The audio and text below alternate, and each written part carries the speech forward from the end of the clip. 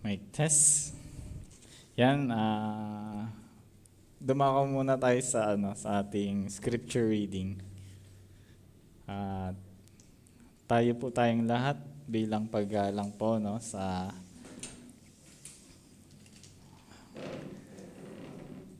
banal na salita ng Diyos.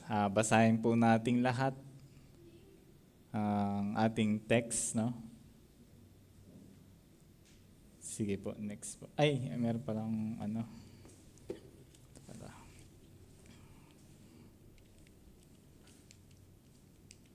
Sige po. Genesis 45 sa Magandang Balita Biblia. 1, 2, 3, go.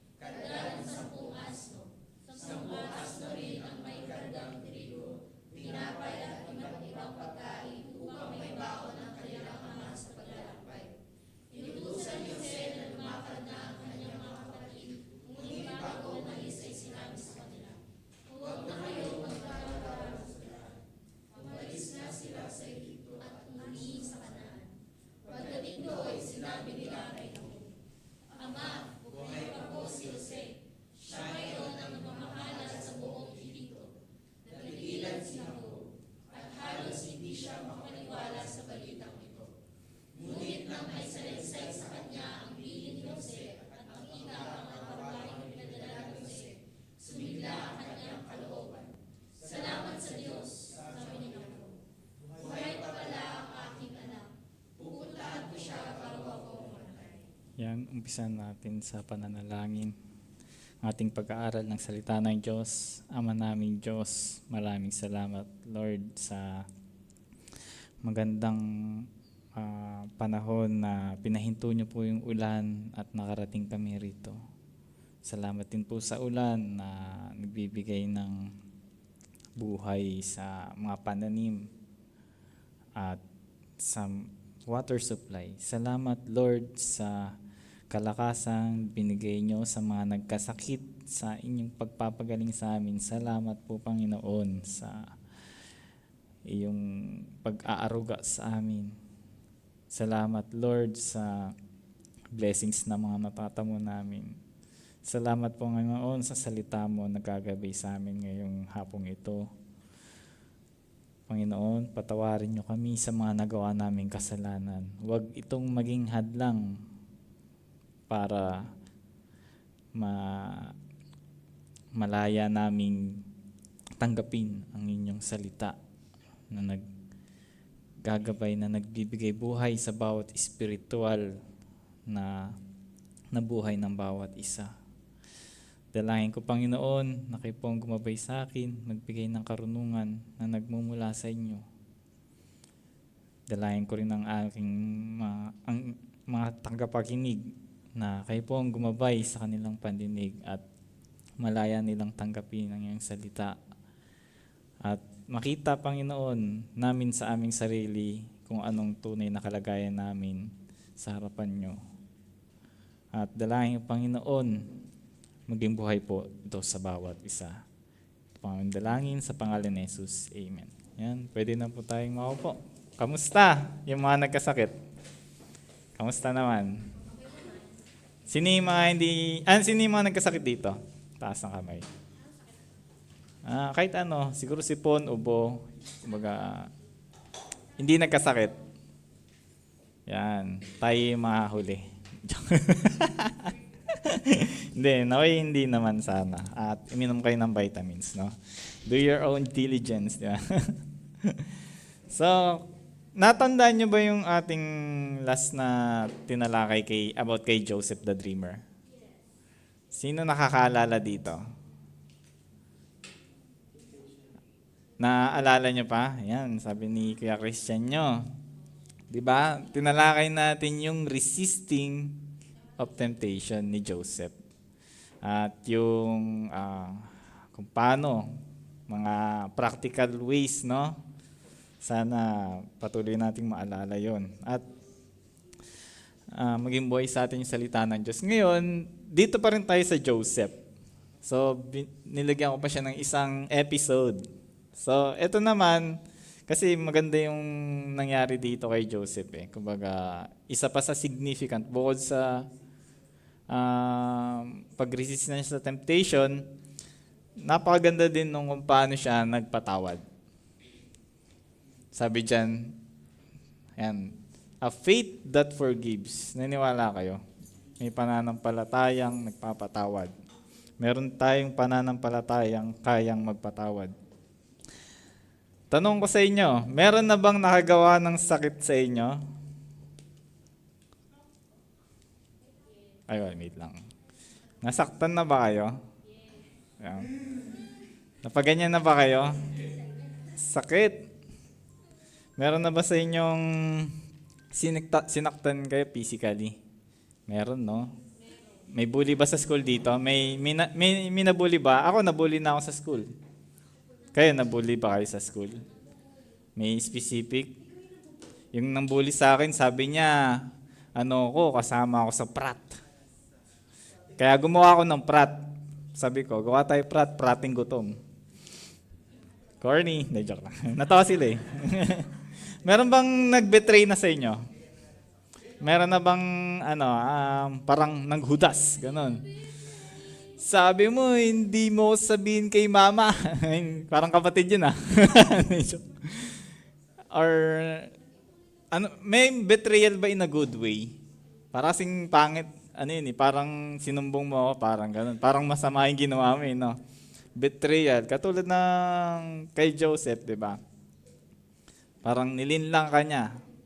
Nang malapit sa'yo, meron ba? Meron bang malapit sa'yo nakasakit ng damdamin mo? Nang real talk, sabi sa'yo.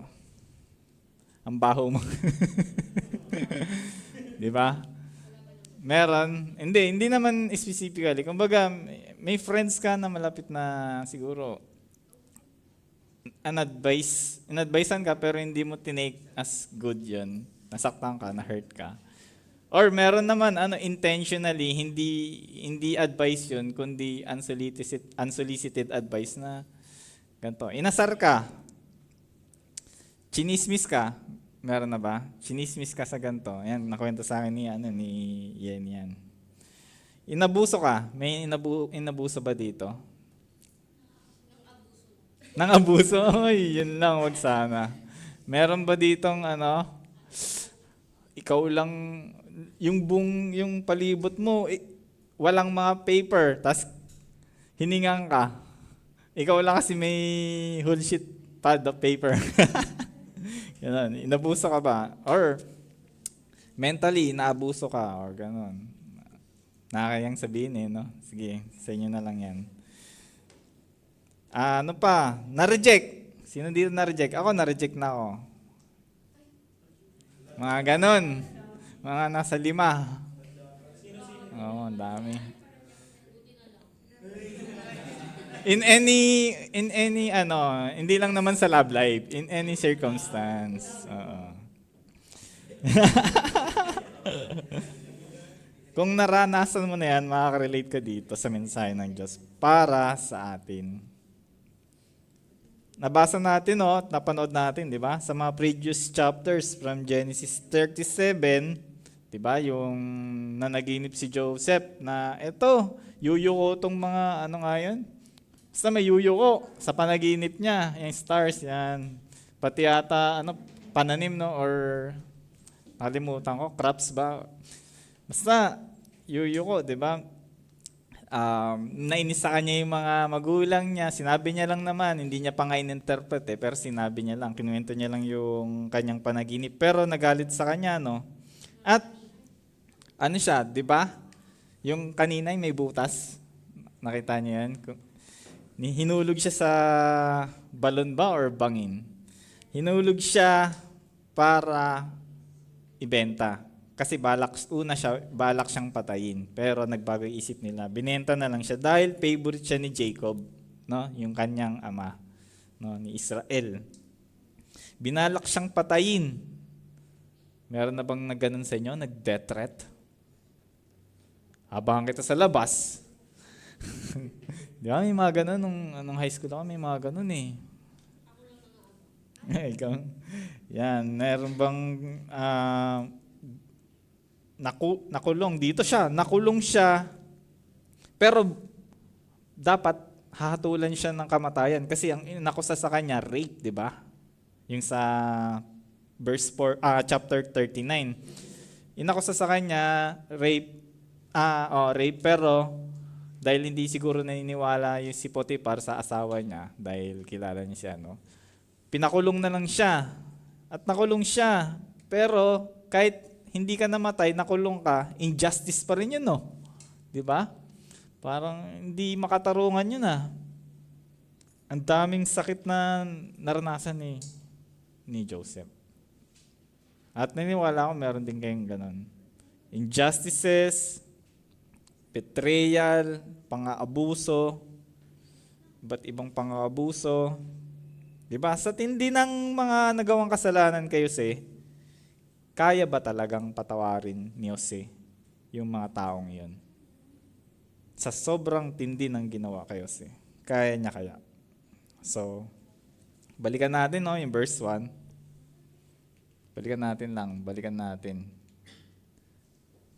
Sabi dito, hindi na mapigil ni Jose ang kanyang damdamin. Diba? Yun na after na kinausap niya na. Nung kinakausap na pala ni Jose. Pinalis niya yung mga tagapaglingkod niya. Tapos, sabi niya dyan, pinagtapat ni Jose ang kanyang kapatid kung sino siya. Yung mga nagbenta sa kanya. Yung mga nagbalak pumatay sa kanya. Sa lakas ng kanyang iyak. Ano kaya yung iyak na yun sa tingin nyo?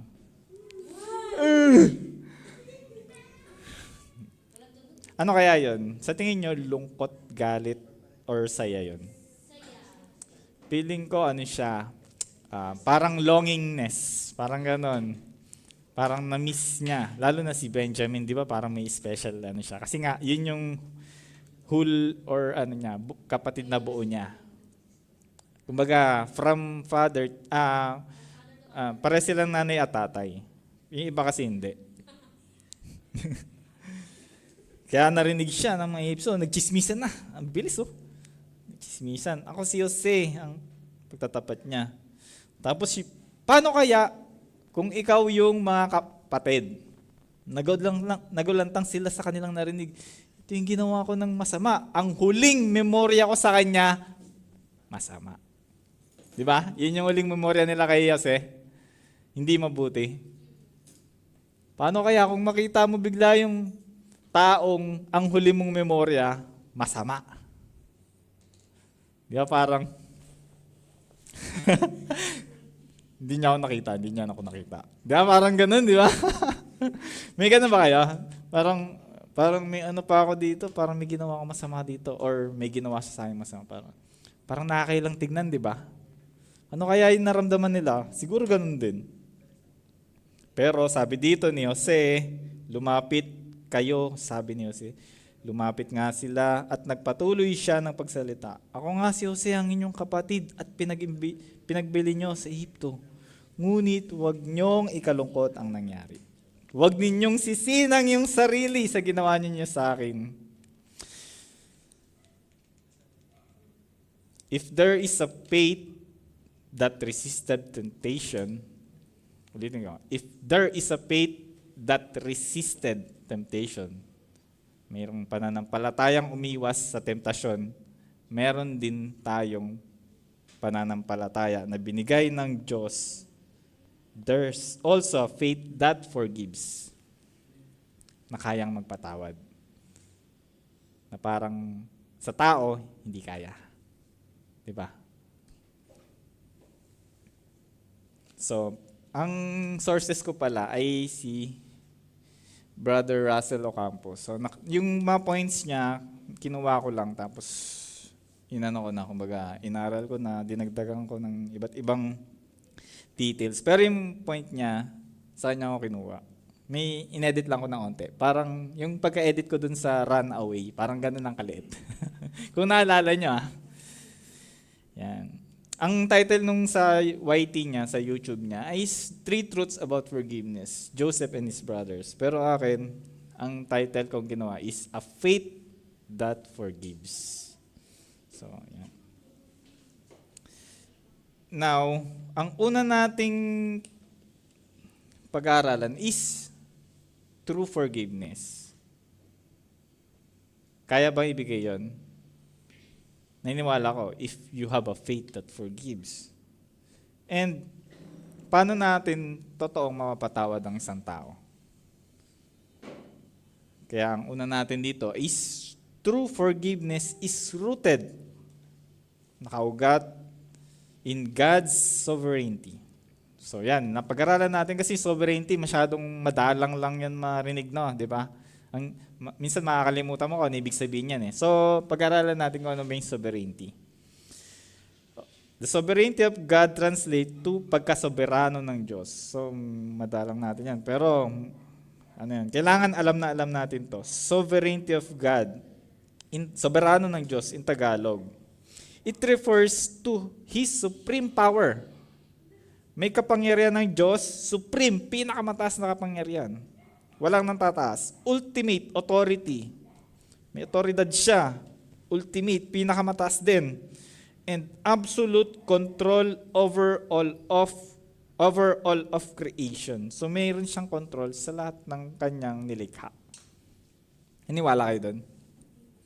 Bakit kuya may nangyaring ganito? As the ultimate ruler, nothing happens outside of His will. Ito, maganda yan na natin to. Baka kasi may tanong kayong ganun.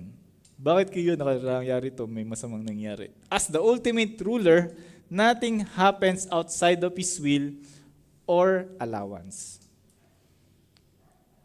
Inalaw niya. Kumbaga, hinayaan niya mangyari. Pero hindi siya yung may cause. Gets nyo? Inalaw niya. Pati nga, di ba, kapag binasa mo yung Book of Job, di ba? Yung si Satanas, hindi niya magagawa ng masama si Job without allowance of God. Pero, si God ba yung gumawa kay Job ng masama? Hindi, di ba? Si Satan.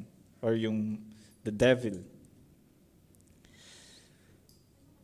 So, as the ultimate ruler, nothing happens. Walang nangyayari sa labas ng kanyang kalooban or kung hindi niya hinayaan. And these plans will ultimately prevail. Yung plano niya, walang makakahadlang doon. Yun ang mangyayari. Yun yung sovereignty. Nagets ba? Sovereignty, soberano. Pagka-soberano ng Diyos, nagets niyo lahat? Sige, yan. Yan, pag tinanong ko yung mga kasama ko dyan, alam ko. Pinressure yung mga kasama no? Ang totoong pagpapatawad ay nag-uugat, true forgiveness, ay nag-uugat sa Diyos na siyang may control ng lahat ng bagay. A faith that forgives is a faith that trusts. If you have a faith that forgives, nagtitiwala ka sa pagkasoberano ng Diyos. Naniniwala ka ng Diyos ay may control. Ngayon, basahin nga natin ulit. Sa verse 5. Ay, wala na. Next mo nga. Hindi yun Salamat. Yan. Babasahin ko. Makikita natin, ito yung sinabi ni Joseph sa kanyang mga kapatid. Sa mga kapatid niya na gumawa sa kanya ng masama, naakala nila ay may galit pa si Joseph sa kanila. Sabi niya dito, ang Diyos ang nagpadala sa akin dito upang iligtas ang maraming buhay. Bakit daw siya napunta doon? Dahil sa Diyos. Diyos ang nagpadala. 2 taon pa lamang tagutom, 5 taon pang darating at walang aanihin sa mabukirin. Diba? Para may maligtas daw. Pinauna ako rito ng Diyos upang wag malipo lang ating lahi. Pinauna ako rito ng Diyos para hindi maubos yung lahi nila. Kaya hindi kayo, kundi ang Diyos ang nagpadala sa akin. Ginawa niya akong tagapayo. Ayan, nakita natin. Ginawa niya akong tagapayo. Hindi kayo, hindi ako. Ginawa ako ng Diyos na tagapayo ng paraon, tagapangasiwa ng kanyang sambayan, at tagapamahala ng buong Hipton. Nakita niyo yan? Lahat, nilagay niya sa kontrol ng Diyos. Lahat ng nangyari sa kanya. Parang ganito yung sinabi ni Jose, no? Yung pagkakabenta niyo sa akin ay pagkilos yun ng Diyos. Pero hindi ko naman sinasabi na ang Diyos ang sanhi o nagtulak sa kanila na gawin. Hindi Sana hindi magkamali kayo sa pag-unawa. Hindi yung Diyos yung nagbigay sa kanila ng idea para ibenta si Joseph or patayin. Hindi ang Diyos ang nagtulak noon. Kundi ang masamang ginawa ng mga kapatid ni Jose, ginawang mabuti ng Diyos. Ginawang masama ng ibang tao, ginawang mabuti ng Diyos. Hindi ibig sabihin ko doon na yung masama gagawin kong good, parang pagmumukhaing good. Hindi. Kundi yung masamang ginawa, binigyan niya ng result na mabuti para sa lahi ni Israel. Yung masamang epekto na ginawa ng kapatid ni Jose sa kanya, which is yung pagiging alipin ni Jose, ay naging mabuting epekto o nagkaroon ng outcome dahil sa pagkilos ng Diyos. Hindi dahil sa gwapo si Jose, hindi dahil sa magaling si Jose. Kundi pagkilos ng Diyos. Isama na rin natin yung masamang ginawa sa kanyang ng Potiphar, ng asawa ng Potiphar, di ba? Kung yung kung si Jose ay hindi ginawa ng masama na asawa ni Potiphar, nagstay lang siya kay Potiphar, di ba? Pero si Paraon, mas mataas kay Potiphar. Kaya dahil sa ginawa ng asawa ni Potiphar, napunta siya sa katayuan niya ngayon. Na nasa, siya, parang kanang kamay siya ng Paraon. Kung tama yung aking naalala. Nasa mas mataas na posisyon na ngayon siya. Kung halimbawa, nasa vice mayor siya. Ngayon, nasa president na siya, kasama niya yung president, vice president na siya. Parang halimbawa, ganun. Dahil sa ginawang masama ng asawa ni Potiphar. Tanong, hindi ka pa ba magpapatawad? Kapag tinignan mo yung mga nangyari sa buhay mo, under God's sovereignty, under God's sovereignty, nakita mo yung buhay mo, hindi ka pa ba magpapatawad? Imbes na nakapokus ka doon sa ginawang mali sa'yo, ang focus ni Joseph ay yung ginawa ng Diyos na mabuti. Kahit na may ginawang kamalian ng kanyang mga kapatid sa kanya, anong focus niya? Yung ginawa ng Diyos. Si Joseph ay nakapokus sa sovereignty ng Diyos, sa pagkasoberano ng Diyos. Makikita natin dyan, di ba? Ang Diyos ang nagpadala. Pinauna ako rito ng Diyos, ginawa niya akong. Anong focus niya? Soberano ng Diyos. Pero, madalas nakikita lang natin yung magandang plano ng Diyos kapag nangyari na, no? Di ba? After a many years nang ginawa mo sa akin masakit, ngayon ko lang nakita yung mabuting na dulot. Parang, eto. Pero mas maganda siguro kung sa una pa lang na may ginawa sa atin ng masama. Maganda siguro kung maging mas advanced tayo mag-isip, no? Bakit kaya niya ako ginawa ng masama? Baka merong magandang planong Diyos. Mas maganda yun, no? Kaysa kailan ko lang ma-realize na God is in control. Pag may nangyari sa iyong masama, paniwalaan mo that God is in control. Amen.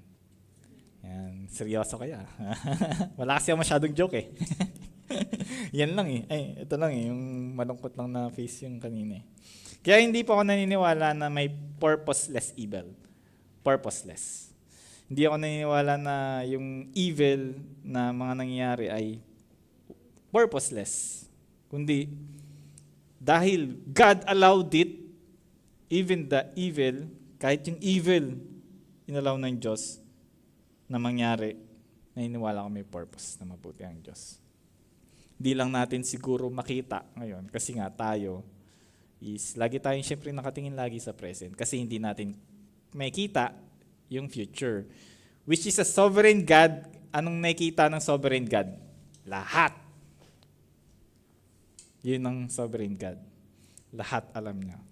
Meron siyang tinatawag na katangiang all-knowing or omniscience ba tawag doon? Ben? Omniscience, no? All-knowing. Yan. Share ko lang sa inyo, nung nagtatrabaho sa GMA, ito na, baka gusto niyo marinig yung aking talang buhay. Hindi, joke lang. Naging ship engineer ako doon. Kumbaga, 24 hours kasi na gumagalaw kumbaga, kailangan bantayan yung GMA. May mga servers sila doon, so kailangan ng air conditioning ng mga servers nila. So, 24 hours ako doon. So, nagtrabaho ako doon. Tapos, may pagkakataon na maging mainit yung mata sa akin ng head mechanical engineer doon. Kasi, yung mga kasama kong engineer, meron silang palpak na nagawa. Ngayon, so, nung pinapareport sa akin, parang ako siguro yung investigador nung na yan. Pinapareport sa akin, anong bang nangyari sa gantong panahon? Or sa meron nangyaring mali. Parang may palpak na nangyari. Ngayon, ginawa ko, in-interview ko syempre, yung testigo. Kala mo kumbaga yung mga nandun. Ngayon, pare sila nagtuturoan Ngayon, wala akong maituro. Kasi nga, wala naman ako doon, hindi ako naka-duty. Ngayon, nainis sa akin yun, kasi wala akong ma-pinpoint. Siya yung nagkamali. Ngayon, edi mainit na sa akin. Ngayon, merong time na pinagamit sa akin yung elevator na may issue na. May defect na. Pero nagagamit. Tapos, ako yung naka-last touch. Ginamit ko, nasira. Tapos, kailangan daw gamitin, hindi na nagamit.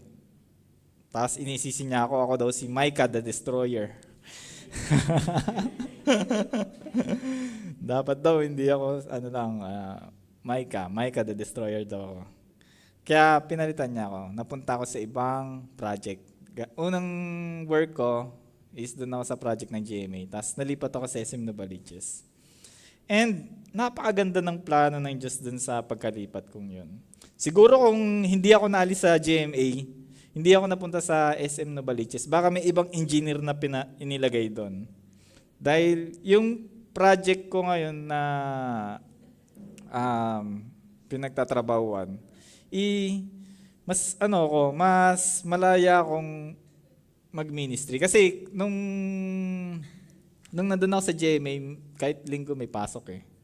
Ngayon, totally, walang pasok tuwing linggo. So, mas malaya akong nakapaglingkod sa Diyos. Mas magaan yung trabaho.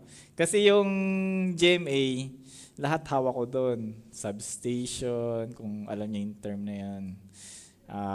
STP or sewage treatment plant, napakabaho. Ayan, so, and ventilation, air conditioning, yan. Dito sa ko ngayon, present na project ko is, air conditioning lang. Hindi ko hawak yun. So, napakaganda ng nangyari sa akin, kahit may mali sa akin nagawa. No? So, meron ba kayong ganung mga storya?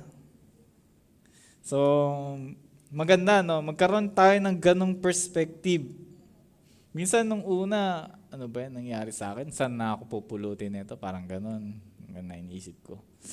Palpa ka, 6 months pala ako Pero regular na ako, kumbaga. Lumagpas ako kasi nga, nalipat ako sa ibang project. Yung pala, napakaganda pala ng plano ng Diyos. Akala ko, wala na, tapos na ang aking career, ganun. Pero hindi pala. So yan ang una nating point, na true forgiveness is rooted, nakaukat sa makapagbigay kayo ng totoong pagpapatawad kung ang perspective nyo, lahat ito, inalaw to ng Diyos, God is in control. And hindi ko dapat balikan ng masama yung ginawa sa akin masama. Amen ba? Yan. Makapagbigay kayo ng forgiveness. Now, number 2, true forgiveness sets others free from guilt. Inaalis niya, nire-release niya sa guilt. Ano ba yung Tagalog ng guilt? Parang guilt. Kasi may pagsisisi kasi parang remorse, parang ganon. Repentance. Guilt. Yun na lang, sige, alam ko naman, nagigets nyo naman yung guilt no? Di ba? I'm guilty, parang ganon. Parang, yung guilty, pag may ginawa kang masama sa iba, may may pakiramdam na hindi maganda. Na, parang ganon, pwede, konsensya. Kasi parang hindi siya Pero parang ganon, nakakonsensya. O mabigat na loob, di ba? Parang konsensya, pero mas parang nakakonsensya ka, di ba? Sabi dito, walang paninisi na ginawa si Jose. Dito sa verse 5. Sa halip, ininterpret niya ang lahat na ito'y pagkilos ng Diyos. Pwede niyang sabihin na, alam niyo ba kung paano ko nakapagsalita ng salita ng mga taga-Egypto? Di ba? Una, hindi niya hinahayag na hindi siya nakapagsalita ng may interpreter siya. Gumamit siya ng interpreter. Egyptian yung language niya. Hindi niya sinabing napagsalita ako ng taga-Ehipto kung dahil sa ginawa niyo. Nag-train ako sa kulungan. Nag-train ako. Lahat ginawa akong training ground. Kahit binenta niyo ako, tinraidor niyo ako, ginamit ako ng Diyos. Kumbaga, yung masamang ginawa ng mga kapatid niya, lahat yun ay naging pakinabang sa kanya para mailigtas ang marami. Tapos, kaya mga kapatid, dapat maayos natin yung perspective natin sa pagpapatawad ng ating kapwa, no? Para makapagpatawad tayo ng ating kapwa. Ang totoong papatawad, bukod sa ininterpret mo yun ng mga nangyari sa buhay mo na ang Diyos ang kumilos at gumawa ng paraan para sa kanyang plano at maligtas ang buhay ng marami, ay kaya pala ininterpret ni Joseph pala. Ito, niliwanagin natin.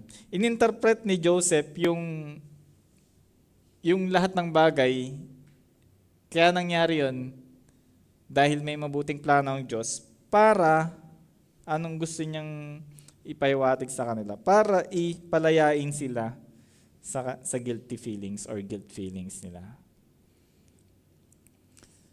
Yung totoong yung guilty sila na para bang hindi na sila makawala doon sa ginawa nilang kasamaan. May ganun ba kayo? Mayroon ba kayong ginawang masama sa iba tapos hanggang ngayon guilty pa rin kayo? Parang nakakaramdam pa rin kayo ng guilt. Ako minsan may ganun. No? Ay, ito yung ano ko, yung turumpo ko pumunta sa bahay na ito eh. Ganun. Tapos meron akong mga pag nakita ko siya, naiilang ko kasi tawag dito, ako yung nagpapasaway sa Sunday school nun. Yan, mga ganun bagay. Mga dati, halimbawa, yung nahulog ko yung cellphone ni Tita Lily nun, na kilala mo yung si Ligarda? Tita Ligarda? Tita Lily? Na nahulog ko yung cellphone niya sa tapos naiya talaga ako nun kahit nagsabi na akong sorry. Pero hindi naman siya nagpakita ng masama sa akin. Kumbaga, naging mabait siya sa akin. Pero parang naiya ako, parang ganun. Mga ganung bagay.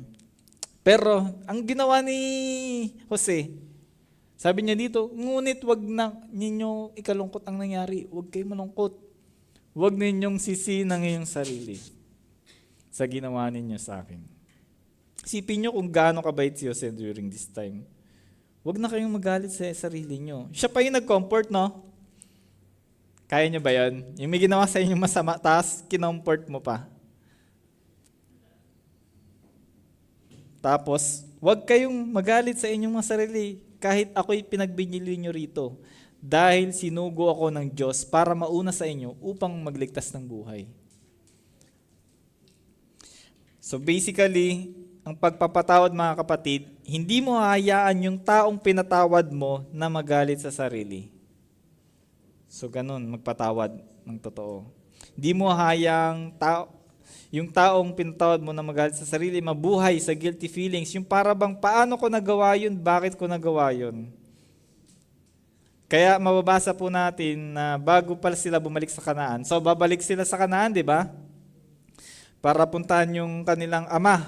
'Di ba? Sabihin na, buhay si Jose. Punta tayo dun sa Egypt. Dun tayo titira.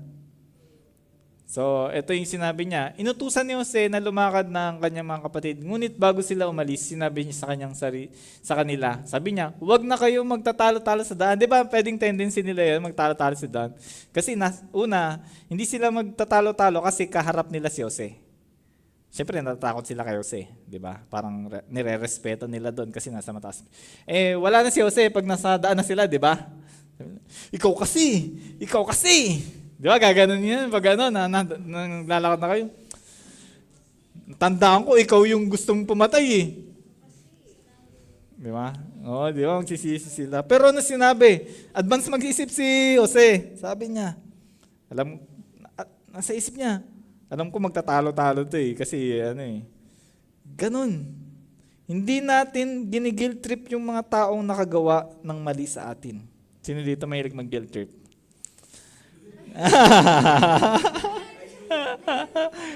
Nire-release natin sila para sila rin ay makalaya doon sa kasalanang ginawa nila. So, sana walang magpa-post ng karma is a bitch. Diba? May nakikita akong ganun kasi. And as a Christian, we don't believe in karma. Kasi yung karma, hindi lang naman ganun ang kanyang definition. Karma is Hindu and Buddhist concept requiring reincarnation. Kumbaga, yung pagka nabuhay sila ulit, magiging sila, mga ganun. Kumbaga yung ginawa is magkakaroon ng eternal na consequence or spiritual consequence. Pero sa atin, as Christian, ano tayo? Anong sabi sa atin ng Diyos? Love your enemies and pray for those who persecute you. Ano pa? Says the Lord. Hindi ikaw Says the Lord daw Diba? Pero as a Christian, we revolves around in the concept of grace, biyaya and redemptions. Pero naniniwala tayo na lahat ng ginagawa mo, mabuti masama, may consequence. Tama? Doon tayo naniniwala. Pero eternally, naniniwala tayo na kapag nanampalataya kay Jesucristo, lahat ng ginawa mong kasalanan, wipe out na. Past, present, future. So, pero naniniwala tayo na kung anong tinanim mo, may ani ka, di ba? So, naniniwala tayo dyan sa Galatians 6:7. May mga consequence sa ating mga ginagawang masama. So, kapag nag-beating the red light ka, violation. Or kung hindi ka gumawa ng homework mo, bababa yung yung grades mo. Tama? So, yan. So, una, true forgiveness is rooted, nakaugat sa pagkasoberano ng Diyos. At pangalawa is true forgiveness sets others free from guilt. So, for our last point, hindi pala, conclusion na agad. True forgiveness sets yourself free from bitterness. So, sino pa dito bitter? So, true forgiveness is rooted in God's sovereignty. So, interpret natin na yung mga bagay-bagay ay under God's sovereignty and power. Now, you release other people. Pangalawa, from guilt. Now is you release yourself from bitterness. So, hindi lang pinapakawalan mula sa guilty feelings yung mga pinatawad, kundi yung sarili mo, pakawalan mo sa bitterness. Pero hindi ko rin naman dinidisregard yung sakit, no? Kumbaga yung initial na sakit. Naniniwala ko, nung nahulog si Jose, nasaktan yung puwet niya. Naniniwala ko nagdamdam din siya. At ganun din tayo, hindi ko naman dinidisregard na makakaramdam ka ng sakit. Sa tingin nyo ba hindi nagalit si Pag binasa mo yung Bible, hindi mo mabasang kung nagalit si nalungkot na saktan. Pero naniniwala ko, tao pa rin naman si Jose. Pero ang malinaw ay wala siyang galit sa kanyang kapatid nung sila'y nagkita na. Yun yung pinakamalinaw, no? Nung nagkita sila, wala nang galit. Hindi na sana maging bitter ka na lang lagi sa buhay mo kapag may gumawa ng masama sa'yo. Hindi na sana. Yung lagi mo lang sinasabi, sinaktan niyo ako Dapat lang yan sa'yo. Dapat lang mag-guilty ka. Kaso lang, hindi ka pa rin nakalaya sa bitterness. Dapat ko lang maramdaman ito. Normal lang to. Normal. Kaso lang, hanggang kailan? At kung ikaw, matututunan mong magpatawad ng totoo, ginagawa mo yung sarili mo na maligaya sa buhay. Amen? Pag nagpatawad ka, nagiging maligaya ka. Amen. Masaya sa buhay under the power and sovereignty of God. Paano mo malalaman kung talagang napatawad mo na? Paano mo malalaman kung napatawad mo na siya at nakalaya ka na sa bitterness, kapaitan, hinanakit? Tingnan natin muli si Jose. Paano ginawa ni Jose? Doy, mapangangalagaan ko kayo. 5 taon pang tagutom at hindi ko gustong makita ang sino man, mapapangangalagaan ko kayo. Wow. Gusto kong makita ang sino man sa inyo na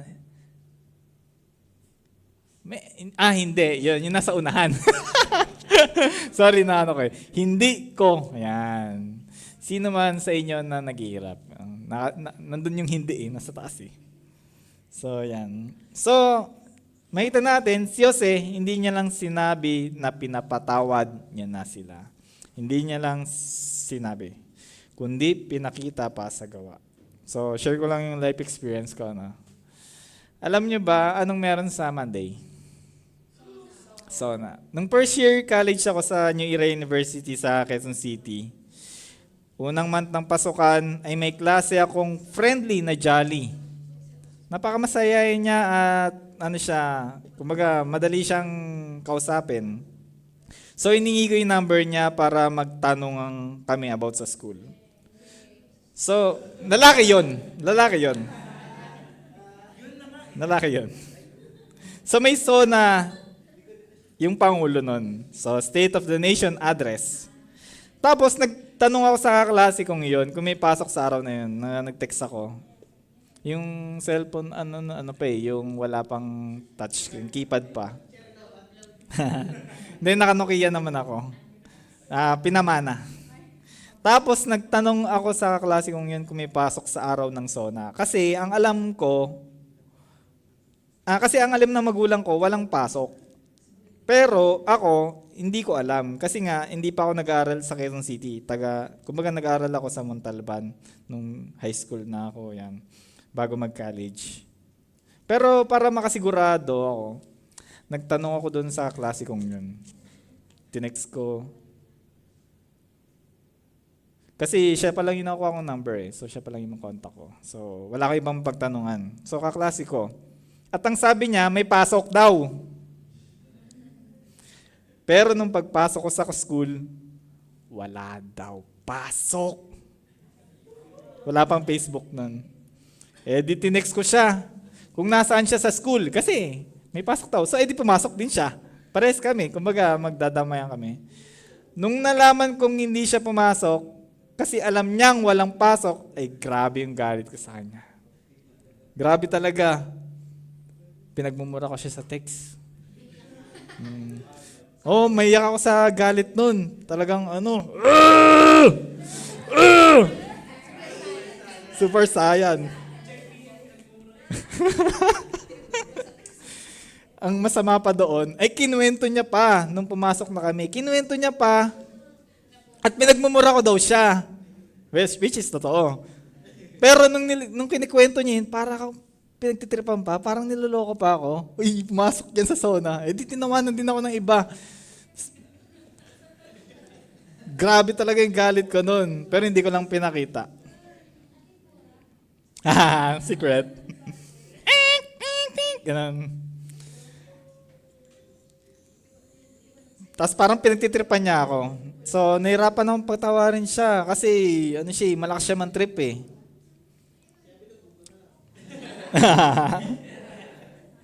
Diba? Ang hirap magpatawad ng tao, lalo na kung malaking expectation mo sa kanya, no? Kasi friendly siya eh. So, parang ang laki na expectation ko sa kanya. Kumbaga may trust na agad ako sa kanya. Nagka-trust issue, no? So, pero napagtagumpayan ko yung bitterness niya nung mas lumalim ako kay Jesucristo. At nung nalaman ko na napatawad ko na siya, nung hindi na ako sarcastic makipag-usap sa kanya. Kasi ako pag nainis ako, sarcastic ako makipag-usap eh.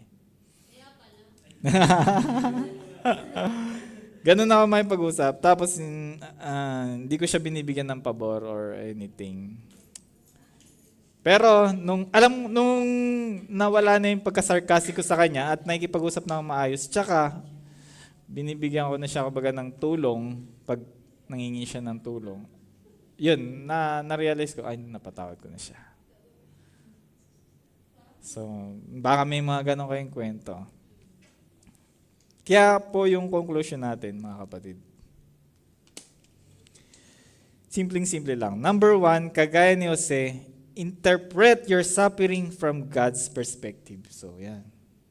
Forgiveness is rooted in God's sovereignty. Interpret natin na yung sufferings natin dahil sa ginawa ng iba na masama ay may inalaw yun ng Diyos for a purpose. Pwedeng lumago tayo in patience, lumago tayo in forgiveness. Nagdusa ka ba where you betrayed by your loved ones, ginawa ka ng mali. Lahat ng yun, interpret mo in the light of the power and control and sovereignty of God. Nireject ka ba ng isang tao, interpret mo yan na pagkilos ng Diyos. Patawarin mo yung tao at hayaan mo siyang makasumpong ng tunay na kapatawaran at makalaya na siya sa kanyang maling ginawa. At the same time, palayain mo rin yung inyong sarili, di ba? Set yourself free from weakness. Release yourself from bitterness. Release others free from guilt. Mga kapatid, kapag may nag-reject sa'yo, may gumawa sa'yo ng mali, baka yun pala ang redirection ng Panginoon. Ulitin ko, pag may nag-reject sa'yo, may gumawa sa'yo ng mali, na parang injustice, yung rejection parang hindi makatarungan. Baka redirection yun ng Diyos, ng Panginoon. Marating mo yung lugar kung nasaan ka ngayon. You just have to interpret things from God's perspective, yung pananaw ng Diyos. Magkaroon ka ng pananaw na katulad ng Diyos. Pwede ba tayo mag-expect ng ganitong perspective o pananaw sa mga hindi mananampalataya? Pwede ba tayo maka-expect ng ganon? No, you cannot.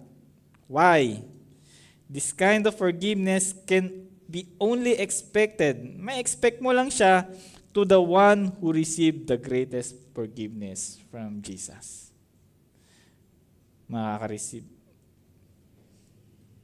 Ang makakagawa lang niyan is sino yung naka-receive. Sino yung tumanggap ng pinakamatinding pagpapatawad ng Diyos sa pamamagitan ni Jesus. Si Jesus ay namatay para sa atin kahit tayo ay kaaway ng Diyos. Kaaway ka ng Diyos, pero namatay siya para sa iyo. Pinarusahan siya, binugbog, dinuraan, at pinako sa krus ng Kalbaryo. Ang kasalanan natin ang nagpapako sa Kanya doon, pero dahil sa pagmamahal ni Jesus ng Diyos, ay voluntaryo niyang inalay ang Kanyang buhay. Dahil alam niya, bakit niya inalay ang Kanyang buhay? Kahit tayo kaaway niya. Dahil alam niya na may napakagandang resulta na mangyayari sa masamang ginawa ng tao. Amen ba? Merong magandang resulta.